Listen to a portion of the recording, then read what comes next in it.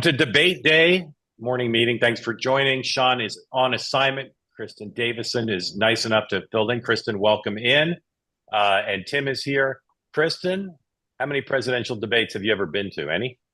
Yeah, I think Like general six. election debates? General election debates two. Two. Which ones? We're going back to 2008, so it would have been two of those, to the um Obama McCain ones. All right. Tim, have you been to any in person? Yeah, 2016, I think two, can recall one in Vegas. I think the Vegas one was the final general Yeah. election. The first one I ever went to was 92. I went to all three, Perot, Clinton, and they were surrealistic because the three candidates on stage just made them like seem like just I don't know. There's just an air to them that was different than all the subsequent ones I went to at the time. The only thing I knew. This is obviously huge stakes. It's potentially the only debate. We're going to talk about that. We're going to start by focusing on what the staff can do because I think there's already been a lot of commentary about what the candidates need to do or might do. So we'll talk about both. We're going to start with the staff. If you want to get in on the discussion, ask a question, make a comment, please raise your electronic hand. As always, whether you're watching on YouTube passively or you're here on the two-way platform with the chance to participate in the conversation, please, as always, remember this platform is for peace, love, and understanding, not for fighting or denigrating others. That includes what you put in the chat. We don't police it. Someday, perhaps we will, or we'll kill it, but try to adhere to what we're trying to do here, which is a little different than what occurs some other places. All right, the debate obviously is the main event at 9 o'clock tonight. Vice President Harris is already in Philadelphia. Donald Trump will, not surprisingly, swoop in last minute. No need for acclamation, apparently. He'll just come. I don't know. He might go straight to the debate for all I know, depending on when he actually gets there. J.D. Vance will be there. We'll talk about that. He'll be part of a all-star Republican team in the spin room and talk about whether that's necessary or a good idea. Tim Walz is not there. He's in Las Vegas and Phoenix today. President Biden ends the day in New York after greeting the University of Connecticut men's basketball team at 11:30 or 1:30 rather, and the South Carolina women's team at 11. So it's a big basketball day at the White House. He then ends the day in New York, as does Vice President Harris, because they're spending the anniversary of September 11th starting in New York tomorrow. Speaker Johnson press conference 10 o'clock. All right. I want to talk about the staff work, and I want to start with this notion of the staging. And we know that one of the few missteps that we've seen publicly of the Harris campaign, widely perceived, was in the CNN interview, that they didn't do anything to make sure that the staging wasn't good. In the first debate, we saw a lot of two shots, right? We saw a lot of tight shots of the two candidates, of Biden and Trump. That did not play well for Joe Biden. I would argue that would play better for Kamala Harris than the wide shot because of the height difference and just the reality. Not some of it's gender based, but some of it's just the reality. Michael Dukakis stood on a pitcher's mound, so he wouldn't look as short in his debates. Let's look here at Clinton, Trump. Now, Hillary Clinton's height is a subject of great debate amongst everybody. I think she's 5'6". I'm pretty sure she's shorter than Kamala Harris. You see how the podiums are angled here. They're not head on. They're angled. From a directorial point of view, a visual point of view, I think that takes a little bit of the edge off the height difference. I don't know how the podiums are going to be angled tonight. But Kristen, welcome in. Thank you for joining. If you were on Harris's team, would you try to intercede with ABC to minimize the number of shots that accentuate their height difference, or you can't control that, or what? How would you approach that if you were on Team Harris? Sure. Well, every staffer, I mean, it's your job to go to bat and, fight everything from the height difference to the podium to how many, whether it's a glass of water or a bottle of water, microphone. So all those details, I hope both sides went to bat for their candidates. That's, anyone that's been in I'm sure Tim knows, anyone that's been in a debate negotiation for your candidate, you really do fight for every detail. In this instance, I don't necessarily know if the height difference is good or bad. It is what it is. You can't change that. Now, the Harris team might come in a situation where they want to position it so that Trump is looming over Harris. If I were them, that's probably what I would do. When you think about the gender gap that we have, Trump is gaining with male voters. Harris is gaining with female voters, and I don't see that changing. They might play to their bases here and, position Harris to look, like Trump is overpowering her and trying to bully her. I think, in 2016, the Clinton campaign tried to make it seem like that's what Trump was doing. And I remember watching it myself in 2016 thinking, ooh, that might have been a little bit harsh. But the problem is more people disliked Hillary Clinton than I think we all really realized in 2016. So they didn't feel too bad for her. But Harris, I don't think is at that level of negative yet. And so they might position her. I probably would position her to be firm, but let it seem that Trump is looming over her. As we say in Wilmington, short is the new tall. Tim, can campaigns ask the network how it's going to be directed and make recommendations, or that's something that you can't do? I think there are certain things that are within your control in the lead up to the debate, where the podiums are, whether you're sitting, you're standing, whether the mics are on or off. What to a degree, like what the backdrop looks like, where hosts are seated, so you can kind of get a blueprint of what that debate stage looks like. I think it is much more difficult to go into a negotiation in the production room and talk about which shots will be taken which way. So I would be somewhat surprised if that is part of the conversation, if like the two shot was part of the negotiation. That feels like maybe a step too far. And I can imagine like a story leaking, a media focused story about like they're trying to control the cameras. So that feels like maybe just inching over the line. I don't think they're in the production room making that argument. All right. Again, if you want to be in the conversation, please raise your hand. We'll get folks in shortly. In my experience, Karen Dunn, who's one of the people leading Vice President Harris's debate team, is like a savant at predicting what the questions will be. And this is not done haphazardly, right? They pour over, probably using AI now, previous interviews and newscasts of the hosts, of the moderators, figuring out what their interests are, right? Interviews they've done. And with high degree of success, in my experience, Democrats come up with about 90% plus of the questions. And obviously, if you're taking a quiz, which this effectively is, better to know the questions in advance. Kristen, in my experience, Republicans just are not as good at this. And I'm leaving aside rumors or accusations that the questions are leaked. Are Republicans as good as Democrats as guessing the questions? Have Democrats perfected that art more than Republicans or not?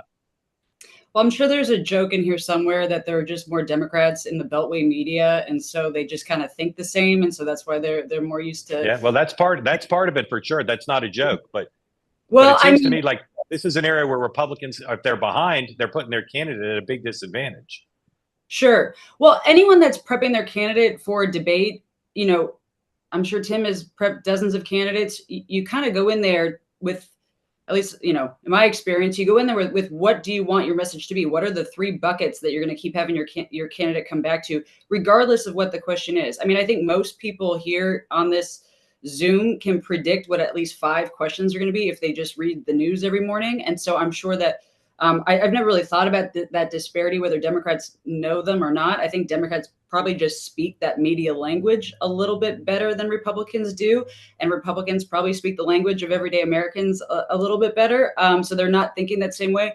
But again, I don't think it necessarily matters, because Republicans or Democrats, when you're prepping your candidate, what's your message going into the debate? What do you want the headline to be when you come out? So if you're Team Trump or Team Harris and you've been bunkered down prepping for the last month, you should be, that should be part of it. What do you want the headline to be when you leave? Because then it doesn't matter. Mark, you could be the debate moderator here and say the sky is green, and I could answer the question and say, you know what, but the reason why it's green is because inflation has been on the rise for the last 5 years, and now we have to turn around and make it blue. So that's really, more important than actually predicting the questions, is being solid in your message. Obviously, Trump has been a little bit unpredictable and has his own brand. I mean, he is probably one of the best communicators. Whether you agree with what he's saying or not, you can't disagree that he has a brand and a communication style unlike any other, and it's been effective. It's what helped him win in 2016, and we'll see if it works in 2024. But so I don't know necessarily if that prep is similar, but overall, your goal as a staffer getting your candidate ready for the debate is to make sure that they stay on message and push what you want the headline to be. So Tim, Kristen, at least indirectly confirmed my suspicion, which is Republicans care less about guessing the questions. And again, I think it's just, I say respectfully, I think it's a huge advantage for Democrats. What do you think? I don't know. It's hard for me to say that one side can predict the questions better than another. I really do think it's like a very basic preparation question, right? Like it is how you are walking into prep with your candidate. To Kristen's point, yes, you are in debate prep, your focus is all right, regardless of anything that gets thrown at you, what are the three things you're going to walk up to the podium? And again, depends on the rules and what's happening, but like, do you have a notepad there? In the Democratic primary debates in 2019, part of our preparation was, all right, we have, five things that Senator Klobuchar is going to walk up to the podium. First thing you do before the debate begins is write five things down so that you can, look down at them and remind yourself that these are the messages that you want to drive during the debate. But it really is about watching the media, watching the moderators, seeing what they're interested in. And I'll also say on the candidate side, it is also part of what is the message that you are driving in the lead up to the debate, because you can inform the questions that the moderators are going to ask by leaning into a preferred message for yourself. Now, like, what is that in this debate? I'm not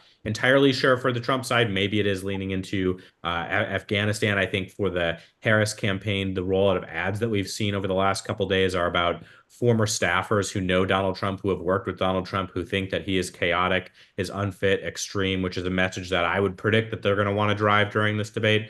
So it's a push and pull. It's preparation. It's also seeding a narrative ahead of the debate. It's interesting. One of the things the Trump campaign has put out quite widely, you can see it in stories and print and broadcast, is that they're going to go after Kamala Harris's record as a prosecutor.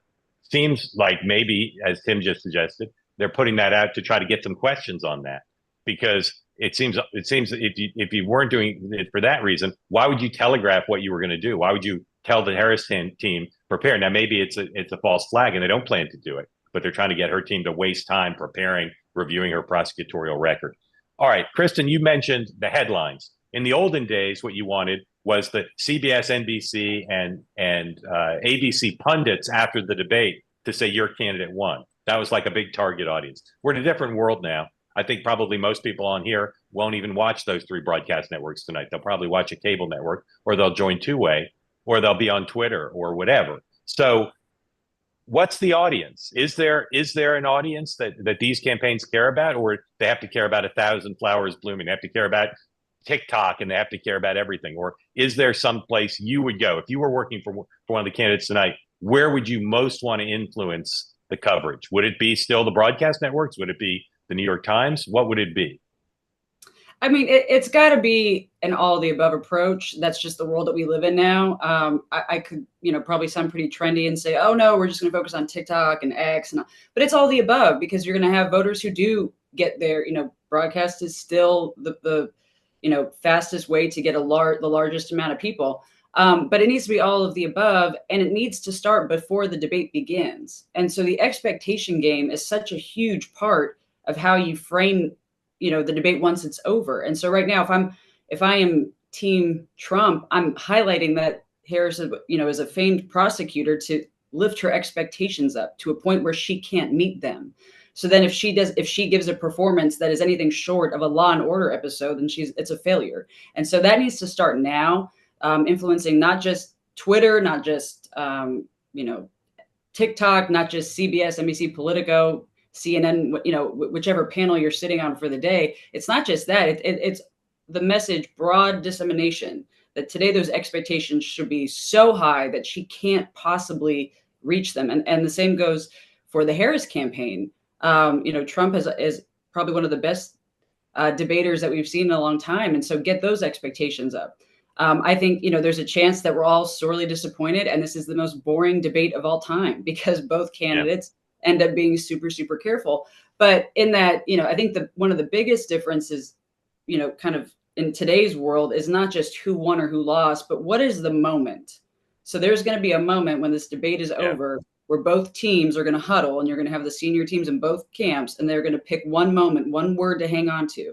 And hopefully they have already turned it into a digital video, and they've already pushed it out to reporters, and they've already pushed it out in a press release, and they're both going to compete to make that the key, message takeaway. It's kind of like in Kamala Harris's CNN interview. It was the, my values haven't changed. right? So if there's a moment like that tonight where one of the candidates gives us something to hold on to, their opponent, it's not just, hey, they won the debate. It's here's this thing that's going to change the dynamic and the direction of the race. Yeah. Normally, if you're a reporter, you don't like sources telling you the same thing over and over again. But I have one source, fan favorite Alex Castellanos, who's texted me during the program, who has told me for years something that is more true about understanding presidential debates than anything else anybody will say on this program or anywhere else. Debates are about moments of strength and they're gladiatorial contests. And that's it. And that's what Kristen was basically just saying. It's, I mean, sometimes there's more than one, but usually there's one. And that's why I started our discussion here with this question of height. And again, it's just a reality. I'm not saying I'm favoring Trump. I'm not saying it's the only thing that matters in the debate. But if this contest, which it is about gladiatorial moments, and one gladiator is a foot taller than the other gladiator, there's just some human nature there that says she could still win. She could still win the gladiatorial moment, but he starts with one advantage, which is he's a lot bigger than she is. Tim, if you could control one entity, you're the Harris campaign, and you got them in a trance, and they'll write the exact headline you want. One entity, what entity would you want to control? For the headline to be written? Yeah, the headline and the lead of the story. TV, broadcast, internet, whatever, social. It's just one person, one organization. They just do your bidding as the Harris campaign. What one would you pick? I mean, I think there is still to the conversation of like, is social media still, or is dominant media what drives it? Is it cable? Is it the spin room afterwards? I still think legacy media culturally sets a lot of expectations. So I would say the New York Times. New York Times. Okay. Last thing I want to talk about, and again, we're going to take your questions. Please raise your hand if you'd like to get in the conversation, is the spin room. I may be wrong about this. I'm pretty much a student of spin rooms. Look at who the Trump campaign has coming to the spin room tonight. This is courtesy of Politico, which has an exclusive look at who they have in. I don't remember. I mean, this is like everybody. Like, I don't know who else you'd want beyond this group. This is a group of very well-known people, very powerful people in the Republican Party, including J.D. Vance. The Harris campaign is not sending Governor Walz. They're not sending, I don't know who else. I know they're sending Gavin Newsom. I don't know their list. I'm sure their list is incredible too. But they can take it down. In my experience, when the spin rooms started early in my career, they mattered a ton. They mattered a ton. They really did shape people's perceptions of coverage, of people in the spin room. Now, I don't think they matter at all. I think it's a massive waste of time. It's not used in any way. So just quickly, and then we're going to go to questions. Do you guys think the spin room matters a lot, a little, not at all? What do you think, Tim? I think it matters a little bit. I think it is a little bit of the residual audience that is there from cable, getting into the spin room. If they are watching the debate on a platform and then they continue to watch the debate on CNN, maybe their immediate opinion of what matters, what moments stuck out gets shaped. A debate is a 90-minute activity. People forget about what punctuates that debate. There are things that people will hold on to, but having experts sort of like weigh in, spin it for you in post is an important moment. So I think the spin room matters. It just doesn't matter like it used to. Kristen? Well, I think the biggest thing for all the surrogate spinning tonight is do no harm. So I agree. I don't think it's that important anymore, but I do think that they could screw it up. So don't make news. Don't say anything. Right. Don't, misstep or, say something too harsh. Let the candidates speak for themselves. I mean, where it could matter is if someone really messes up. I don't anticipate that really from either or Trump, but they can go clean it up. You see that more in primaries. I think it's probably more effective where the, spinners can go and help clean up some of the thing that their candidate maybe didn't hit. But I think tonight it's just do no harm. Yeah. Don't be surprised if Trump goes to the spin room. He loves doing it. And the Secret Service will already have worked the place out because Vance is going. David, welcome in. Thank you for joining. Remind folks who don't know where you are, who you're supporting, and to ask your question. Thank you, guys. It's a great show. I'm a Trump supporter. I want to talk about Kamala a minute. What state do you live in, David? Missouri. I live in Missouri. Go ahead. My opinion, the only audience that matters for this debate are the undecided voters and the soft supporters, and they all across the board dislike both candidates. So it seems like the candidates need to appeal to people that don't like either one of them.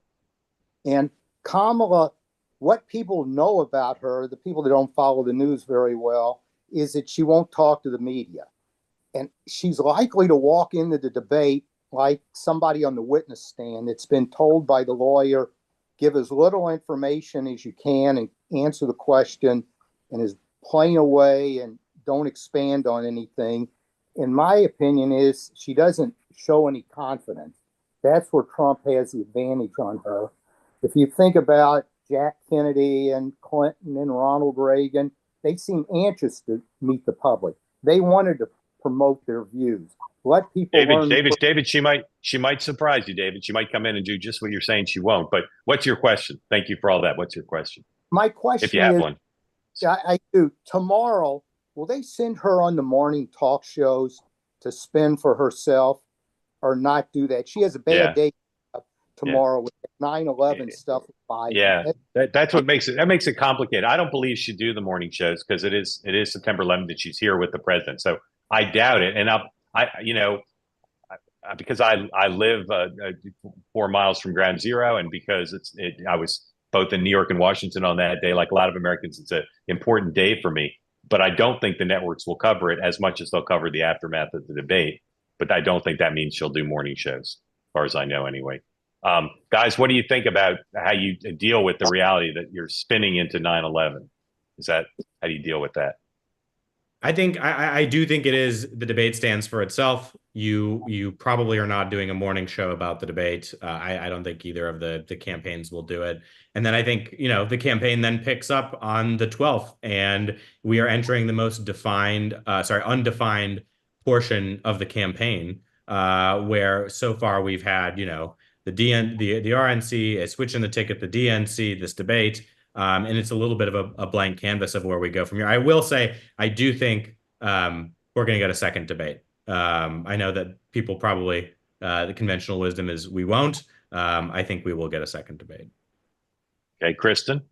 Yeah, I think that's right. I think both candidates have an opportunity tomorrow to, frankly, be presidential. It's a day for that. And so unless something really crazy happens tonight, if I were on either team, I would, forego the spinning and the talk shows tomorrow and really try to, have a theme of unity and patriotism and leadership. David, thank you. Deborah, come on in. Tell folks who don't know where you are, who you're supporting, and ask away. Thank you, Mark. My name is Deborah. I am from New York City, and I am a Kamala supporter and a never Trumper, although I am a centrist and an independent. I saw someone in the chat say that it's exciting that the debate and politics are exciting now, and I think the feeling about tonight is one of extreme nausea and agita and anxiety for Kamala supporters.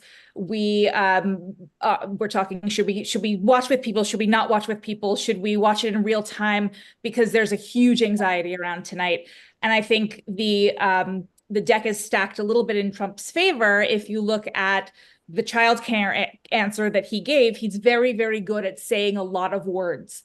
And Kamala is better when she warms up. And I think debates are really about the beginning and the end.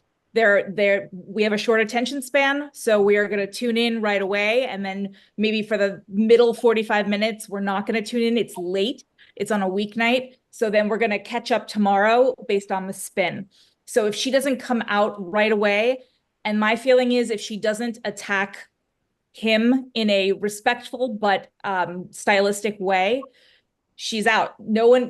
Anyone who is possibly considering voting one way or another, I think they're looking for a reason to vote for her now. And if she gives pat stock answers, if you look at the Spice Shop visit, if you made it to the end, she was so much more warm and likable and natural as she went on. And unfortunately, I think our attention spans are going to peter out before we get to that with her. Deborah, I don't know if you live on the Upper West Side, but you speak for much of the Upper West Side when you express anxiety about tonight. I'm going to ask you a question, then turn you over to Tim and Kristen. If you could give her advice right before she walked out on the stage, what would you say to her? I would tell her to trust her instincts, because I was a Kamala supporter way back before she decided to run. And that's when I loved her. And when she started to run, she stopped trusting herself, and she listened to a lot of the people who were in her ear, both supporting and not supporting. And she gets in her head so much that she should just trust her gut and not worry about how it's going to sound. Brilliant analysis. I think that's been her biggest problem since she became presidential and vice presidential candidate. Tim or Kristen, you have a question for Deborah? Maybe something you can say to her to calm her down, because I'm feeling the anxiety coming right through the screen here. Well, if I were you, Deborah, I think the thing I'd be most anxious about is, whether Harris can continue. They've actually done a very good job since Democrats have coalesced around her of positioning her as a change candidate, which is crazy because she's a sitting vice president. So she is, part of the current administration. But if you look at, depends what poll you look at. But overall, I think, one of the reasons why she's, neck and neck and inching away in some of these states is because she's been able to show a forward, change agent vision. I think if I were Kamala supporter tonight, I'm nervous she loses that. It's really hard to keep that going, even though you're the new candidate. Yeah.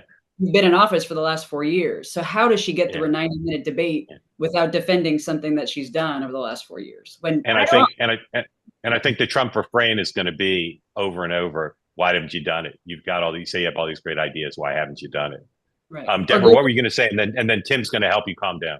Yes. I don't understand that logic. And I know it's oft repeated, but can we really talk about what the last 10 vice presidents have actually had the power to do? What have they done? What could they do? What are they empowered to do? So I don't understand. Yes, she's part of a ticket, but actually constitutionally and logistically, what was she able to do that wasn't legislative and that wasn't coming from the president? So I don't understand that attack. Yeah. Tim. Yeah, I mean, like, I know Kristen probably did not allay any anxiety for you in that question or Kristen subversively tried to upset her more, but chaos. Look, I do think, look, the debates are a big deal. Like they are pivotal moments in a campaign. I think there's someone who is walking into this debate in Harris's position, who has gone from VP to the presidential nominee, probably is better positioned than anyone to try to execute this type of debate. And I'm not trying to raise expectations for her, but just her prosecutorial background, the way she conducted herself on the Senate Judiciary Committee, the way she prepares for things like this, the way that we've seen her do debates before, where she's walking in clearly with a message that she's going to want to drive and she's prepared for, but also is very good on her feet. I would say those are the things that give me some calmness walking into a very high stakes moment. And the debate's a big deal, but it's also not the end of the campaign. And sometimes the bumps that we see out of these first debates are not always durable. So, and again, I think we're going to have a second debate. We will see. But that would be my general therapy. It can't be worse than Biden's debate. So you have that going for you. So at least there's that. All right, Deborah, I recommend Wordle and spelling bee in the middle 45. I think that's a good distraction. Deborah, thank you. All right, we're going to try to end on time today for a change. Tim, why do you think there's going to be a second debate? I think it is. I just think there will be pressure to do it and to have a singular debate at the beginning of September when we will have had one matchup between these two. There's incentives on both sides right now, and maybe something gets scrambled and totally changes in the debate where they don't want to do a second debate. But I think Trump probably cannot resist doing a second debate. And it's dependent a little bit on the outcome and how it plays out. But I think if the Trump we get tonight is the Trump we've seen in any other debate, the Harris campaign will also see an advantage. If there's still a definability question, if we need to see more of Harris, a large bipartisan audience needs to see her, then there's an incentive for them to do it as well. Kristen, you agree? You think there'll be a second debate? I think we're going to I think we're going to have a long debate about debates, which is going to get really tiresome, and DC is going to love it and everyone's going to talk about it. I would, if I could give both campaigns advice, don't do that. People don't care. So I think we'll have probably about a month of this consternation. And why won't she debate? Why won't he debate? And I do think we probably have one in October. Okay, well, that'd be interesting. I've been predicting we won't. I think if there is a clear winner, I think they won't want to debate, but we'll see. Kristen, very grateful to you for sitting in. Please come back regularly. I'll be back tonight right after the debate, immediately after it ends. I'll be back. We'll do a short check-in about where things stand, and then Tim and Sean and I will be back tonight or tomorrow morning, rather, 9 Eastern time. Now, that says live at 10:30. My understanding is that the debate is not going to end at 10:30, that it's 90 minutes of debating with the insertion of 2 commercial breaks that are about 5 minutes, which would put us at about 10:35. I may be wrong about that, but that's my understanding. And of course, ABC could go long. One of the campaigns might object, but it may not be exactly 90 minutes. So we'll see. 2 things to watch for, and I've raised them both. One is, what does ABC ask? Are the questions fair, number one? And number 2, do they try to follow my rule? Don't ask anything they've ever been asked before or anything they're expecting. Most moderators do not follow my rule. They ask a bunch of very predictable stuff in very predictable ways. Watch for that. And then watch to see how this thing is directed. There are ways to direct it that are to Trump's benefit. There are ways to direct it that are to Harris's benefit. Watch to see how they do it, because they control the feed. This is not a pool. This is ABC unilateral, feeding it out to all the other networks to run, but no one else controls the cameras but ABC. So watch how they do that. Tim and Kristen, thank you both. Thanks for the questions. We'll see you all tonight after the debate. Thank you for watching.